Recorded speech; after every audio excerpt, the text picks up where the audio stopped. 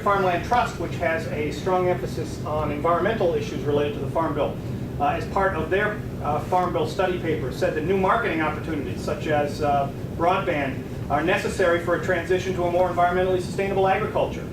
The University of Nebraska, the National Public Policy Education Committee, and the Farm Foundation did a survey of commercial farm producers in the Midwest. And in the questions they put out, 48% of the commercial producers that they surveyed, again, this is pre-Farm Bill, said that infrastructure improvements such as broadband were important or most important on their list versus 23% of producers who rated it as less or least important. The Center for the Study of Rural America, which is a think tank that is maintained and housed at the Federal Reserve Bank of Kansas City, as part of their annual reports in 2004, 2005, 2006, bring forward the themes that globalization cannot be ignored. The U.S. can no longer rely on greater aggregate farm or commodity or industrial production alone to simply increase rural prosperity.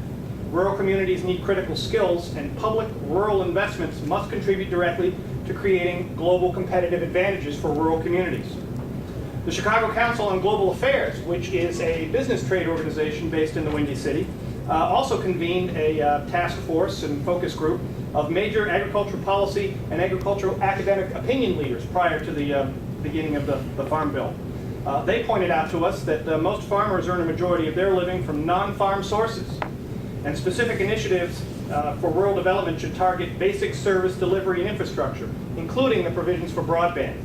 And finally, in the 2006 summary of Rural America at a Glance, USDA's Economic Research Service looked at surveys that were done by the U.S., the household surveys by the U.S. Census Bureau on why individual households were not taking broadband. And they broke it down between metro households and non-metro households.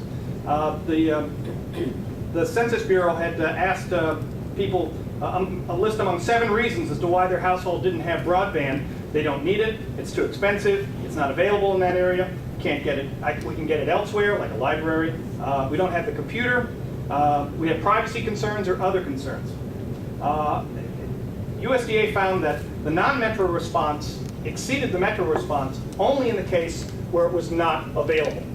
In other words, all the other outline things about where broadband, why you weren't taking broadband. The only place that non-metro households say the reason we can't do it is more than the metro households is because it's not available. So, as a bookend type of issue, we not only have the great presentations we have here today, the interest in rural development issues, we know that the rural development issues coming into the debate for the Farm Bill were also key on a lot of organizations and groups. So hopefully this has helped provide a baseline of information for your work. We appreciate your time and effort here today.